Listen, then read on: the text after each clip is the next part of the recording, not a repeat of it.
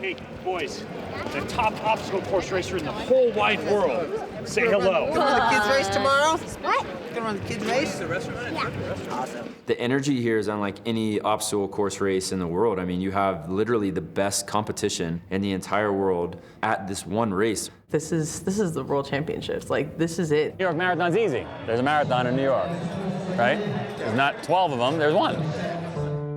I'm 95% sure it's my last Spartan. This is the race I've focused my training on.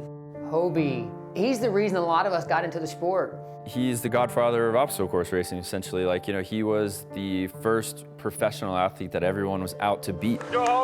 This is it, you know, this is the one, and I was just so excited, and let's just do this thing. What's gonna be carnage?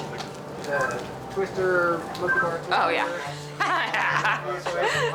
I was thinking the swim was gonna be carnage, but yeah. It's all gonna be carnage. So the women's race right now, you see them lining up, getting ready to start.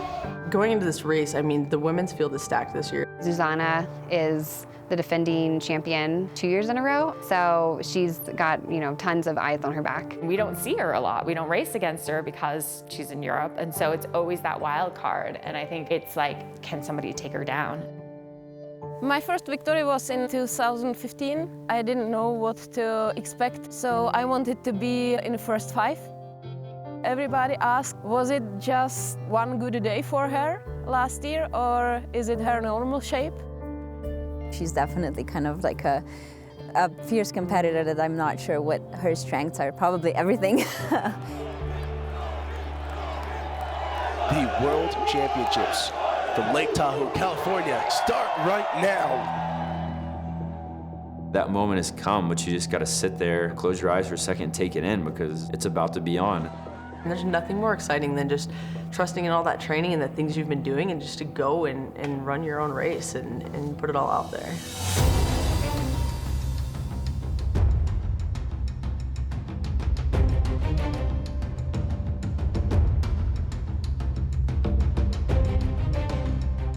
One of the curious things as this race shakes out, will some of these athletes that are more used to front running run into issues where they have to push and redline way too early? You can't win the race in the first 2 miles, but you can lose it. And one of the interesting things about this start is that it's uphill. So right now it looks like they're jogging, but in reality they're running up again a 15% incline. And you stay on this road for 7/10 of a mile, there is no need to sprint out to establish position. The men's field, majority shaking together, hanging together. Ryan Woods made an early move to the front, which was, again, surprising, but Robert Killian shadowed him. I like to say that I'm one of the best climbers in the world, and so I really wanted for this first climb to take it out hard, make guys work a little bit harder than maybe they wanted to. It's a very difficult decision, you know, should I push the pace? Am I gonna blow up? But that's the type of racer I am. I don't like to have other people in front of me, and that was one of my big strategies, to see who would hang with me, see who's gonna go with me. If you're just out there by yourself, it's really hard to, you know, to get that motivation, but when someone's right there, you just wanna push that much harder. First few miles were great. The pace was good. I was comfortable with where Cody and I were at.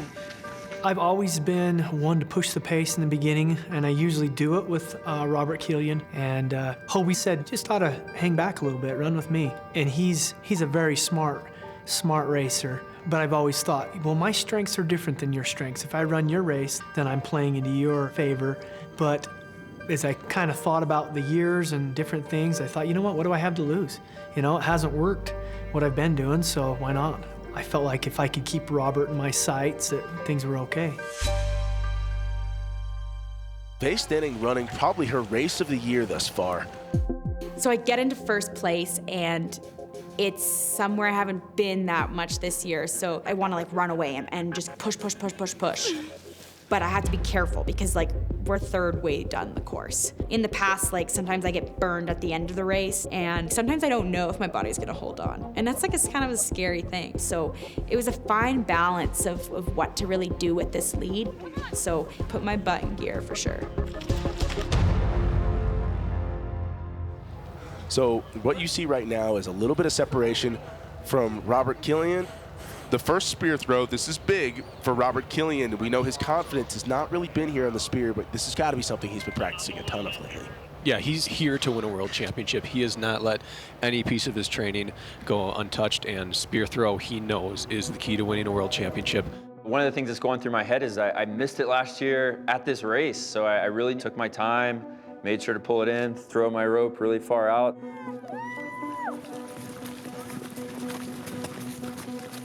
And man, when I hit it, it was awesome. Just tear out of there, didn't look back, didn't care if anyone else hit it or missed it. I just wanted to focus on my race and keep going. Looks like Robert Killian stretching out a little bit of a gap. And can he run away with guys like Cody Moat and Ryan Woods on his heels? I think these are the three men that I expected to be near the top.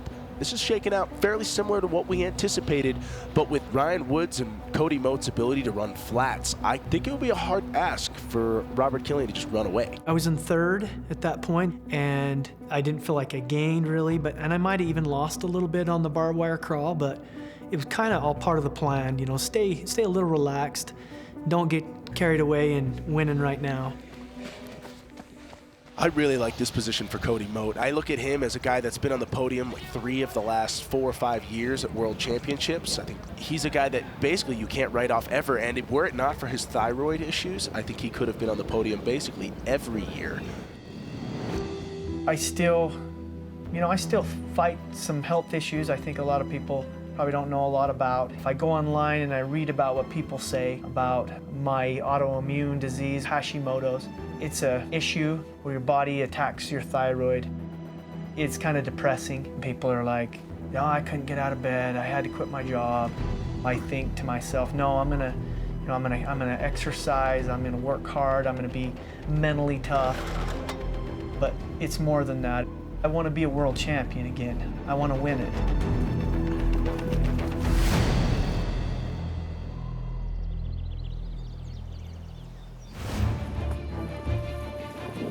So coming into the sandbag carry, I was of course excited because it was a double sandbag carry. And as I'm carrying, I'm like a little heavier than I was expecting. It was a little longer than I was expecting. So you gotta kind of make sure that you're just like evenly distributing the weight so you're not getting too fatigued. And then so as I'm going down trying to figure all this out, I see Lindsey, and then I see Susanna, and then I see Faye, and I'm just like, oh my gosh, like I'm actually in striking distance. Oh yeah, like me seeing Alyssa made me get my butt in gear because she's great at the carries and she's great at the downhill and she closes hard. If I can just keep chipping away and like I could get up there and I could really give them a run for their money. So I'm like, this is who you should be afraid of. So I was running afraid from Alyssa, and it is the most exciting, scariest thing ever because she will fight. We have a really close race because Ryan Woods has run back Robert Killian. I think when I first grabbed the rope, I didn't realize how much mud and dirt were on it. It was so slippery, so I had to do a leg lock. And then I finally get a good lock, pulled 2 pulls, but now I got like mud on my hands. I pulled the bar, and the extra ladder that was wrapped on the top fell down. There's just too many things that are going wrong right now. Just take a breath, just continue mission and keep going.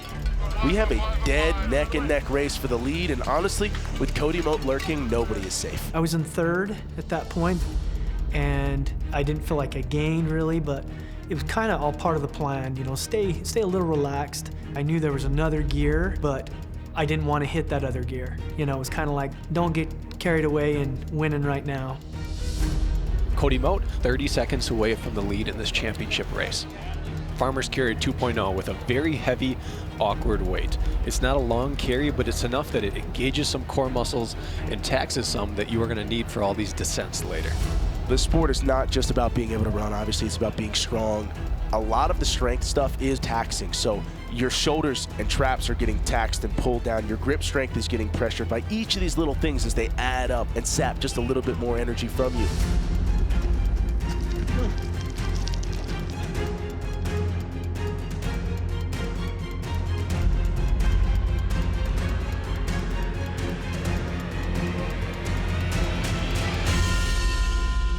Robert actually had a pretty good lead on me there, but I have been working the double sandbag because it got me last year, and I picked those sandbags up, and I felt, I don't know why, but it was the best obstacle of the whole championship race for me.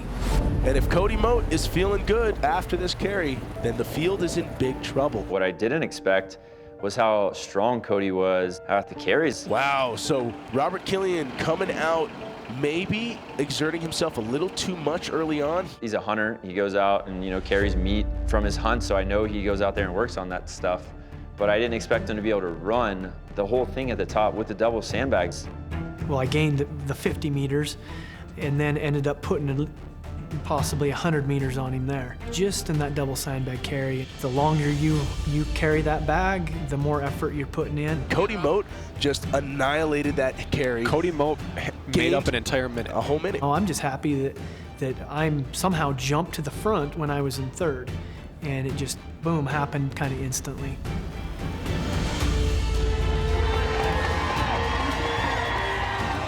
This is potentially your championship moment right here. He's got a hoist and a rig. Now the hoist has been a huge problem for Cody Moat in the past. In my mind, I'm thinking, we've been through this before. I just kind of tried to stay calm. Cost him a world championship on a previous year. I believe that was 2013 or 14. He failed the hoist and lost the lead there. If he gets this could be his title. Yes, I did win in 2012, but I've been here for how many years that I've had people telling me, you're gonna win, and it just hasn't happened for years and years. Cody had some struggles, some confidence struggles earlier this year, thinking, I just don't, he said, I'm closing in on 40, I'm getting run away from in some races, I don't know if I just have what I used to have. Apparently, I felt good, you know? And right here, Cody Moat is gonna be your world champion for 2017. 2 hours, 32 minutes, 34 seconds. And a man who has faced so much adversity, so much struggle, to come through and shock the world. I want to be able to say when I'm all done racing, I conquered myself. I know who I am and what makes me go. I think about my own kids, and I want to help them reach their highest potential. I want to learn me, and so I can help the youth. And there's Robert Killian taking in his third podium in 3 attempts. Once you hit the bell, it's like you did it. You're on the podium, 3rd year in a row. You had a great race. I mean, there's so many great athletes out there. You can't knock yourself for losing to 2 previous world champions. And I think we set the tone today, you know, 1, 2, 3. We've all, you know, been world champions before. 3rd place against this field is practically like winning any other year. If there's anyone I would want to lose to, I think it would be one of those guys who's, you know, already been established as the best of the best. Here she is, Lindsey Webster, the 2017 Spartan Race World Champion, walking across the line. Your winner in 3:06:10. She is spent and she is thrilled. She holds the World's Championship and the U.S. Championship Series Championship simultaneously.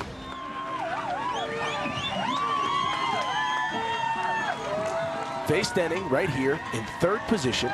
Huge moment for her in her race to keep Holly off her back. So going into the twister, I can hear my sister say that Lindsey and Susanna got the twister. So I was like, okay, if they got the twister, I'm getting the twister. Here comes Faye Stenning on twister. It's always a question of what kind of hands, what kind of grip do these athletes have left? She nailed the bell. Faye Stenning in 3rd place.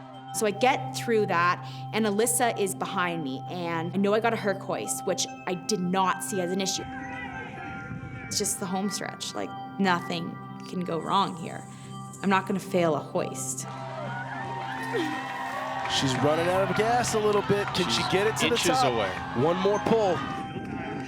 I'm just running, and I don't know where anybody is or where I am, for that matter. And then I hear that Faye, that she's like in striking distance, is right there. I'm like, okay, finally.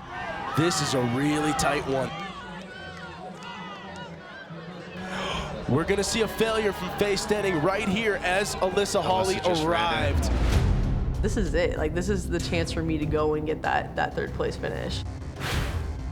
I was so dead that I was like, I just hope I collapse after the finish line and not like 10 meters behind the finish line and have to crawl, and then Alyssa gets me. Alyssa Hawley with the opportunity to steal this race from Faye Stenning for 3rd place. I was dying, but man, like, there was just nothing that was gonna stop me at that point. Alyssa Hawley with potentially the best finish of her life. She is phenomenal. I knew and I felt it inside of me that I had the rest of the race.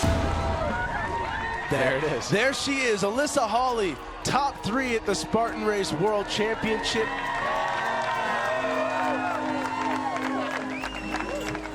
I was just so pumped, just so pumped for like this, just everything that happened in that race. And as soon as I heard I got third, it was just tears coming down because like I was pumped about fourth and just to finish, you know, and then I ended up getting third and I was just like, oh my gosh, like just such a dream come true.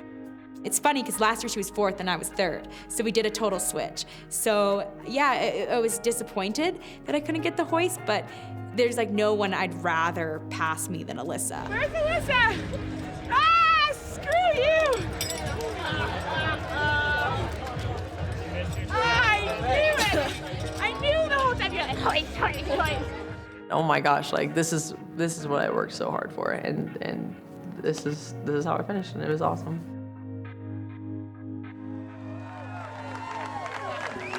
When you race every race, it is extremely difficult to come out on top. As Hobie Call comes up right now towards his final obstacle, his last race as a professional athlete. Those are his sons running next to him. Well, the finish, you know, you already know. Well, I didn't win this thing. I didn't get second. I didn't get third, you know, so the placing doesn't really matter anymore. You're just like, just enjoy the experience. Just have fun. The people still enjoy watching you, and you still enjoy doing it. So I took the time to give high fives as I'm running down the lane. He says he's going to retire. Will he retire? He and I talked at length about this. His biggest goal was to retire undisputed, the best ever. I want to look back a year from now, 5 years from now, 10 years from now, and say, I had a good year. That last race, it was fun. It was good, you know. So I just smiled and focused on the positive and fed off the Energies crowd, even though I wasn't coming through first. But his legacy is very important to him. It's something he doesn't let on much. Oh my gosh, I spent my whole life preparing for these Spartan races, and I didn't know it for 33 and a half years. I didn't have a clue. And the last 6 years have just been amazing, and best 6 years of my life, no doubt about it. The reason that the professional sport exists today is because each of us saw him as the person that we needed to train to beat, and it became a thing. The best athletes in the world all came out to try to take down this man. Hobie Call, he's a great champion. I love all the athletes. They've committed, and they've trained the way they've trained, and they're coming out here to experience this pain and suffering and fight through to inspire the rest of us. I love them all. Those are the icons of this sport. They help create the sport, make it what it is today. They're the best athletes on the planet. And the Olympics is just the next step to solidifying that this is legitimate, this is here to stay, and elite athletes could make this a career.